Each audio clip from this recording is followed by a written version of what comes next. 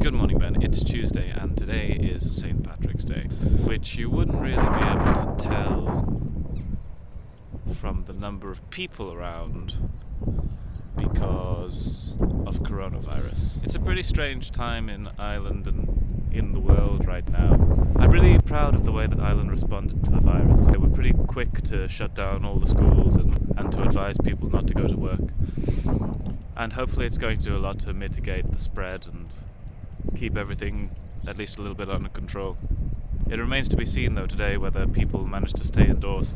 I hope that some kind of viral trend sparks up and people will be sending each other videos, singing old traditional songs rather than hitting the streets and doing what you'd usually do on St. Patrick's Day. I guess I thought it would be nice to do something a little celebratory today, so I've got my green hat on and myself and the dog walking down to the beach. The only problem, and this is often a problem in Ireland, is that it's starting to drizzle a little bit. We'll see if that turns into a full-blown torrent. The sun's just come up, it's beaten us, but we've beaten everyone else, except the birds. See if I can get an in shot of the birds. So I was going to take a little flask of some strong liqueur to the beach to have a sip of it. In the end I've decided not to. Not only because we don't actually have any alcohol in the house, but also because that's illegal. I think St. Patrick's Day used to be celebrated by a feast as well as the old drinking. To celebrate Lent, or to celebrate the passing of Lent and the breaking of it. It's getting quite pretty now. I'll show you a little bit of where we are. The whole thing is very interesting to see how people react in these situations. You hear a lot of talk about people buying all the toilet paper, but you also hear a lot of talk about people providing little services to help older people, staying open or opening their shops earlier on. You see the people dancing on the balconies in Italy, and that's very nice. I guess everyone's a little bit like Loki at the moment. We're all in the lead, and we'd all like to be able to run over there. But sometimes we just have to stay on the lead. I wonder how many St. Patrick's Days this wall has seen.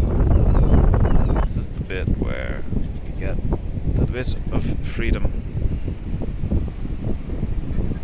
I think that seems like a pretty good place to sit. To break the fast. It might not be the most traditional of foods, but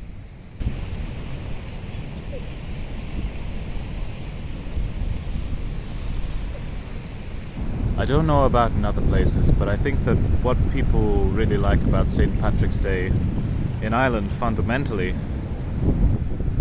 is the way that you come together with other people, even though it's so busy that you can't move and you might have wished that you'd never stayed in Dublin. But in general it's like kind of second Christmas, except without the mass and you don't have to spend it with your family. But maybe you do. Maybe that's nice too. So I guess it's going to be kind of challenging this year, or at least different.